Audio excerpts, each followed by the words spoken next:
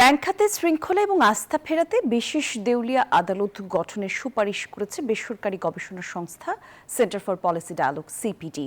শনিবার সকালে রাজধানীর ধানমন্ডিতে সিপিডির কার্যালয়ে একটি আলোচনা সভা হয়, যার আয়োজন করে আইআরবিডি। আর সেখানে সিপিডির নির্বাহী পরিচালক ডক্টর ফাহমিদা খাতুন বলেন, সুদের হার বাড়িয়ে মূল্যস্ফীতি নিয়ন্ত্রণ করা যাবে না।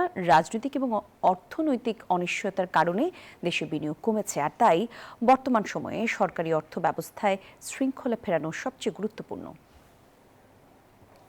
বড় যেটা সমস্যা, ঝুঁকি, এই যে বিনিয়োগ এত কমছে, বিনিয়োগের কোনো ধরনের উল্লম্ফন দেখা যাচ্ছে না, এটাই হচ্ছে সবচেয়ে বড় ঝুঁকি। কারণ বিনিয়োগ থেকেই কিন্তু বহুমুখী সমস্যার সূত্রপাত হয়। বিনিয়োগ না থাকলে এখানে কর্মসংস্থান নাই, কর্মসংস্থান না থাকলে আয় নাই, আয় যদি না থাকে সেখানে বৈষম্য একদিকে সৃষ্টি হয়, অন্যদিকে কিন্তু সামাজিক অস্থিরতার সৃষ্টি হয়।